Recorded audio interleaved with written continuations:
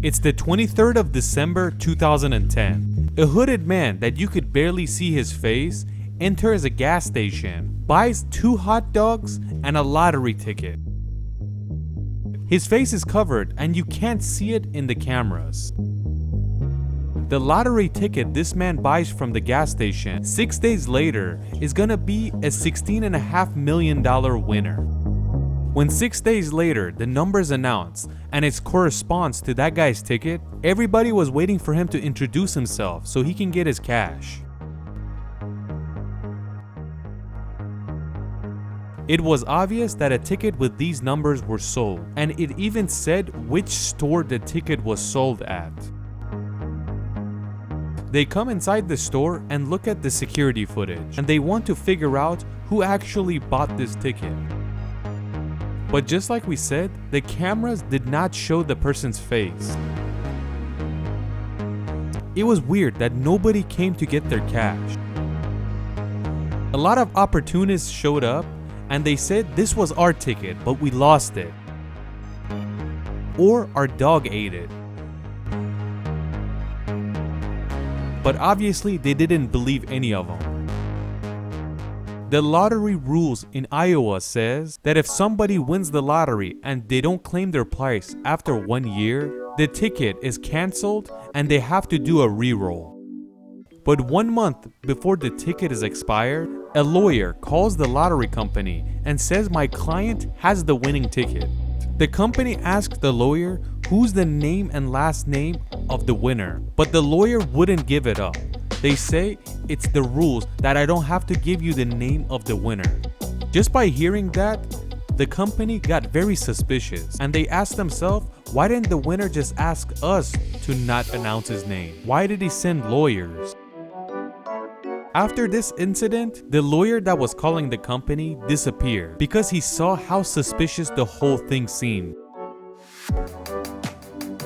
But 2 days before the ticket is expired, 2 lawyers entered the building and they put the winning ticket on the table and they say, bring our $16.5 million.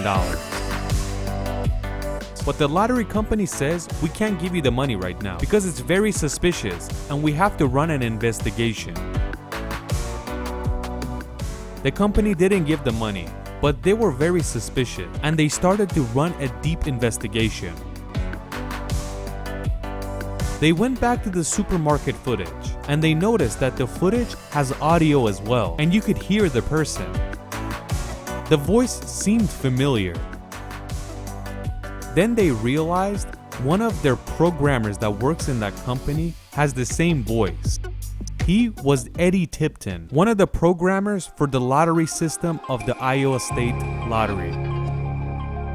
The law is, for obvious reasons, that an employee can't buy lottery tickets. Tipton goes to prison for fraud.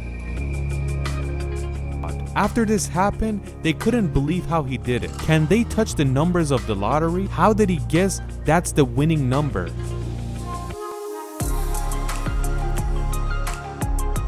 First, the investigators thought that he hacked the lottery system and he put a set of numbers and he could go and buy it.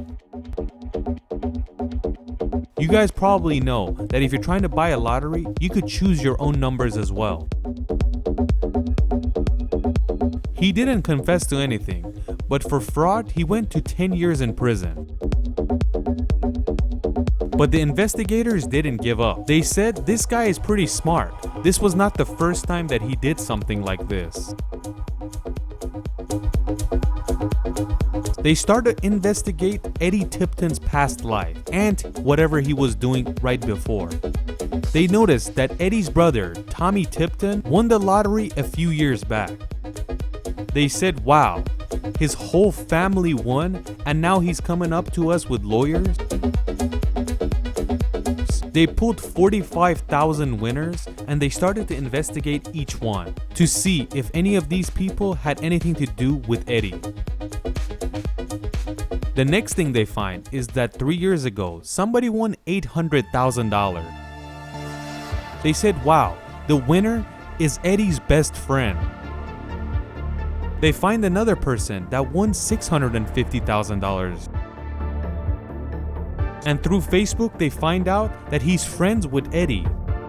Seems like he was very helpful of others. They arrest one of the winners and they interrogate him.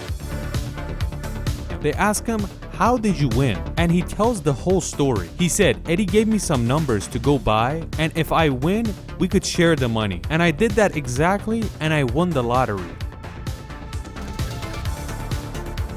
But the company wanted to know, how did Eddie modify the numbers? And he could do something that number shows up. Eddie didn't confess to anything, and there was no traces in his computer.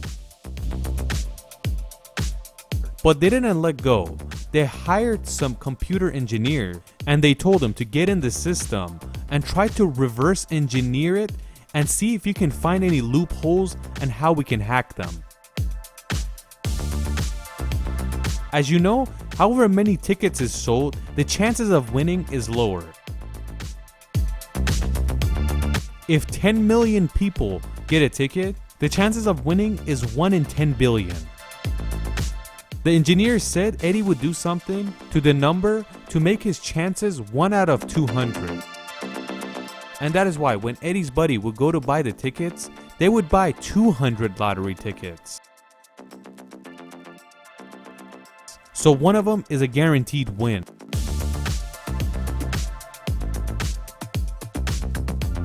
He profited a lot. He would buy 200 tickets and make millions. When they got to this solution, they sued Eddie once again. But they told Eddie, if you show us exactly what you did, we're not gonna sue you anymore, and you'll just go to prison for 10 years. But if you don't work with us, we'll sue you.